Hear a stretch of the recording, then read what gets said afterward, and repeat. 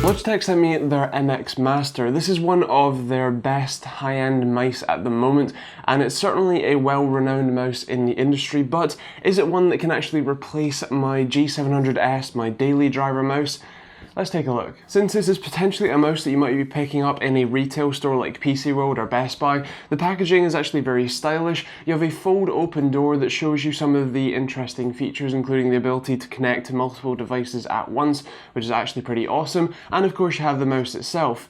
Inside the box you have the mouse, a USB or a micro USB cable. It's actually a fairly standard micro USB cable as well, which is very nice to see. It's not a proprietary connection on the mouse, as the connection on the front of the mouse actually has a lot of room around it as well, so even if you were to lose or break this cable, it shouldn't be too much of an issue. You also have the Unifying Receiver and a little bit of documentation as well. A look around the mouse will mostly reveal the left hand side of the mouse, which is the rather large thumb pad area. Now at the top of this area you have a sideward scroll wheel, which is actually very interesting. It's a very smooth actuation scroll wheel. You also have two buttons on the side, one of which is actually pretty small and can be a little bit difficult to hit at times, and you have the large thumb rest area, which actually has a button embedded in it as well. The gestures are actually a very interesting part of the mouse and can be very much customized in the settings I'll show you in a second, but namely the biggest thing that I've noticed with this is that I'm actually using it quite a lot.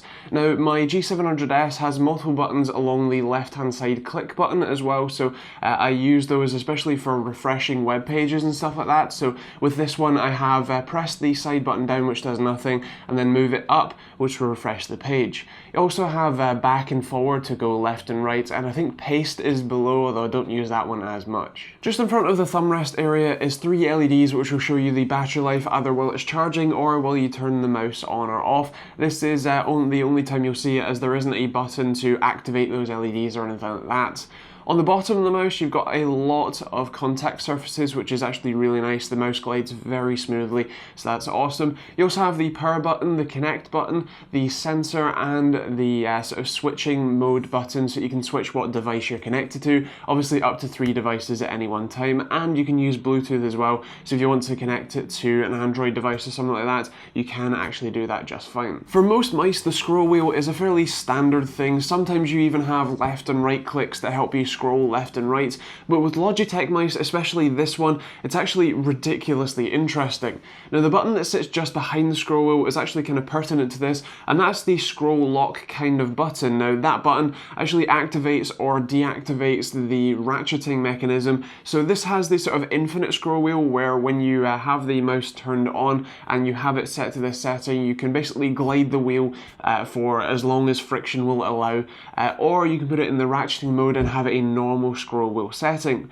Now the interesting thing about this one is that unlike my G700S, which is a mechanical toggle, this one is purely done by software. That means that this mouse, when you're in the ratcheting mode, actually has an adaptive mode on top of that, where if you are using the ratcheted mode but you're scrolling quickly and you use enough force on it, which can be adjusted in the settings as well, that actually will automatically go into the infinite scroll setting. This can be a little bit tricky at times if you're just trying to quickly move through stuff but you know where you want to go, and then it will activate that and you'll skip past it or something like that, but it is still a very nice thing. The overall hand position for the mouse is actually kind of a mix of everything. You mostly want to palm grip this, especially if you have smaller hands, but if you have larger hands and you're used to stuff like the Logitech G700S, which is just a little bit longer and actually a little bit flatter, as this mouse does curve up quite a lot, then you might want to sort of hybrid palm claw or even just claw grip it. I should also mention that there is actually a lot of space on the right hand side for your pinky and your ring finger to rest as well, which can make it quite comfortable and overall quite an enjoyable experience. The day-to-day usage experience for the mouse was actually pretty fantastic.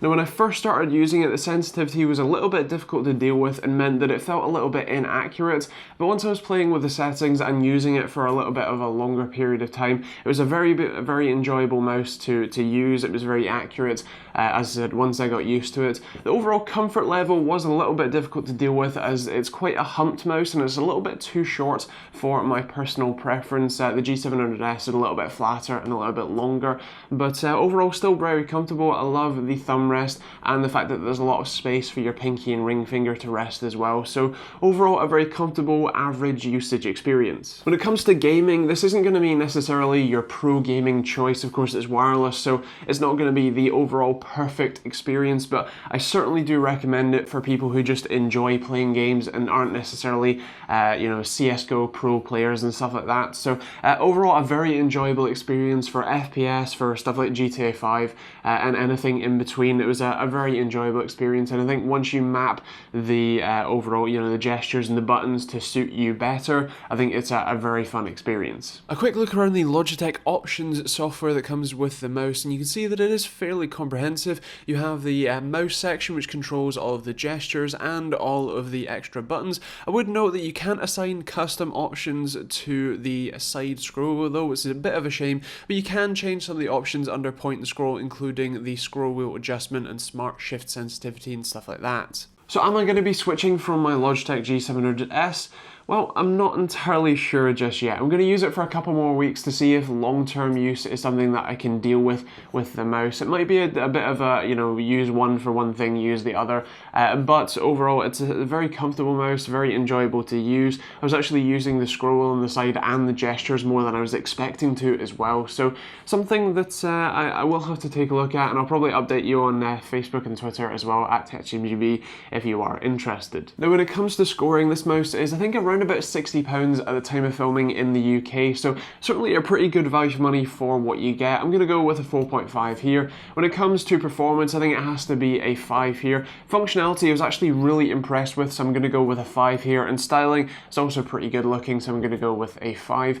And in terms of the TechteamGB score, I think it's also going to be a 5 and a top tier award. This is a fantastic mouse, especially if you are gaming, general daily use, and the fact that you can connect it to multiple devices as well means that it's a very all-round device. If you want to use it with a laptop and a desktop and your phone or whatever else, it is actually pretty fantastic. So yeah, well deserving. If you want to know any more about the mouse or check out the pricing when and where you watch this, take a look at the links in the description down below. I've also left some links to Amazon and Overclockers UK, so if you could use those links when you're buying stuff, just click them before you buy stuff, and it really does help me out, it supports the channel and all that sort of stuff, so you could do that, that would be fantastic. Otherwise, feel free to take a look at Facebook and Twitter as well, at TechteamGB on both. And also, I'll leave a link to the merchandise down below as well. That's either TechteamGB related stuff or just some funny tech related stuff too. Otherwise, I'll leave some other videos over here for you and the TechteamGB subscribe button. So if you do that, that would be fantastic as well. And otherwise, yeah, thank you for watching. Hope you enjoyed it. Hope you found it useful. Let me know what you think of the mouse in the comments down below. And we'll see you all in the next video.